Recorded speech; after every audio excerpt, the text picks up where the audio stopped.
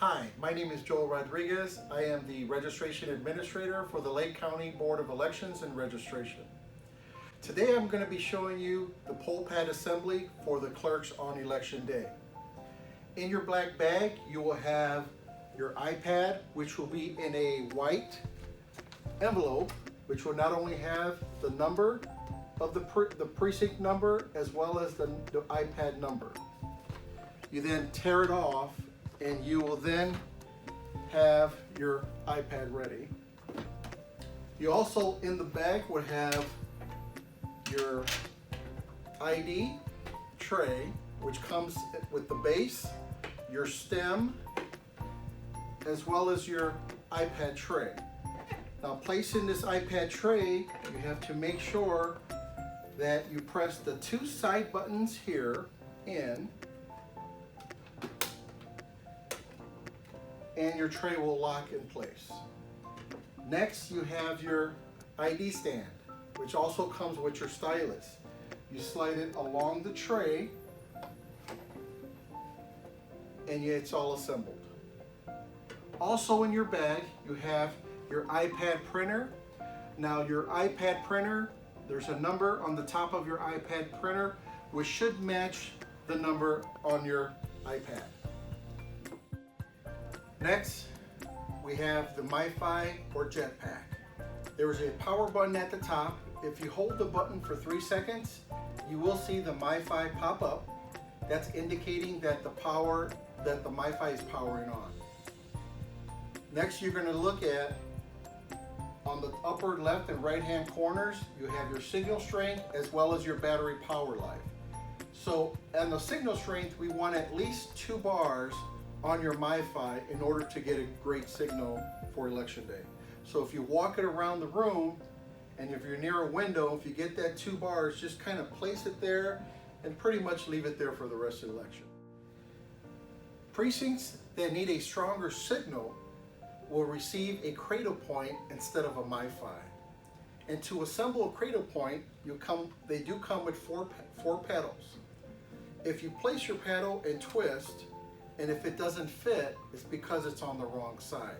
So make sure that your pedals do fit the groove and you place it upwards in order to hold it.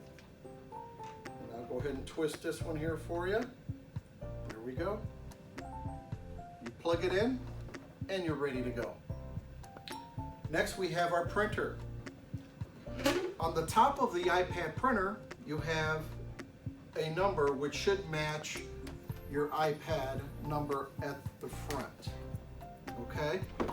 The first thing you want to do is make sure that the connection of the power cables are connected, including the iPad printer.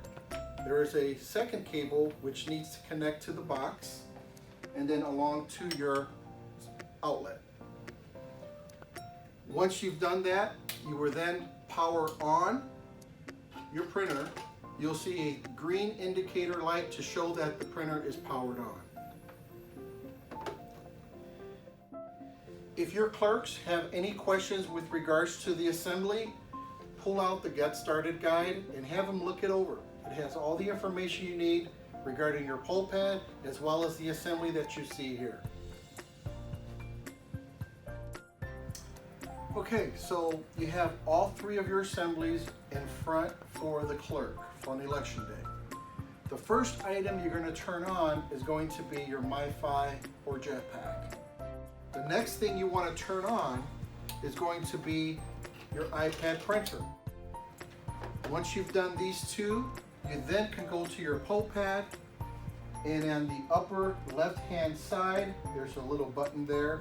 Just hold that button until you see the Apple logo, and that's indicating that the iPad is powering on as well. Okay, so once the Apple logo is gone, you're going to go to this screen here, which is basically going to say Welcome Poll Pad. You click on the home button one more time. You're then at the desktop of your iPad. On the center of your screen, you'll see a P with an icon. You're going to click on that, and that's going to get you to your election portal. In this area, you'll have Lake County. It'll say the description of the election, as well as where it says training location, it'll have your precinct location. It'll also give the date of when for the election day, so you also see the date there as well. On the upper center area, you will see check-in, which is going to be very important as you continue to audit your votes throughout the day. And that would be also in some of the other videos that'll kind of explain you how to do that. You also have your precinct record for your precinct, the amount of voters that are in your precinct. Once you've got that, click that. In this area, it says Republican sign-in. You'll have two types sign-in. One will be Republican, one will be Democrat. On the Republican sign-in, you're going to click REP, all lowercase. Go to password. Your password is 1111, and you're going to click sign in. On the Democratic sign-in, it's the same. It's instead of REP, it's DEM. In the password area, it's 1111. So the password is going to remain the same for both Republican and Democrat. The Republican sign-in was REP. The Democratic sign-in is DEM. Once you've done that, just click sign in. Clerks is going to have two options. You have your scan barcode, you have your manual entry. When you scan the barcode, you're going to ask the voter for his driver's license or state ID. In this case, I'm going to pull mine out. My Indiana driver's license. The barcode is there. I'm going to place it on the ID tray. I'm going to click scan barcode, and of course you can adjust it, so making sure that it gets the full barcode. And once that happens, the clerk will then read, so-and-so, do you live at so-and-so address? Of course, if they say they don't live at that address anymore, you can click address change, and of course we would give them the forms needed, which is the VRG 412, as well as the VRG 11 form, to show that that voter has changed their address and they're able to vote one last time at this location. Once that's been completed, they can click continue and click accept. On scan the barcode, again, we're going to click scan barcode.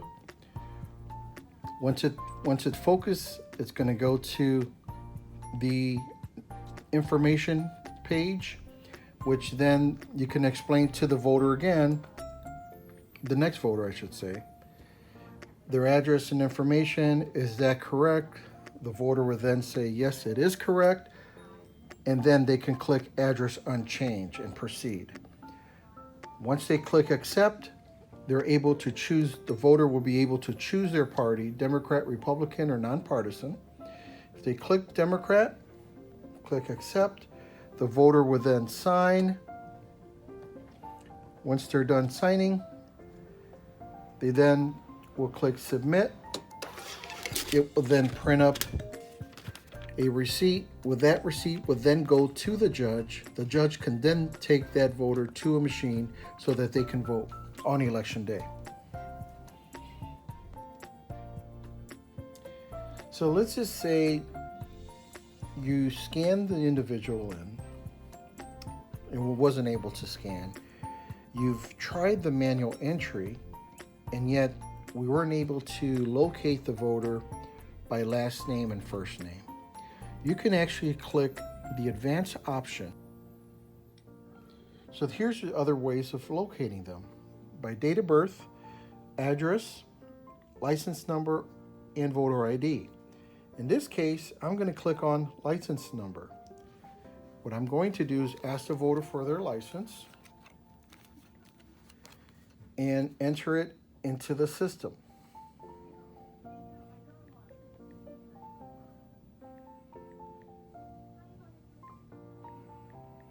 Once I'm done, I'm click the enter button, and of course, it still hasn't come up. So I'm going to try the address.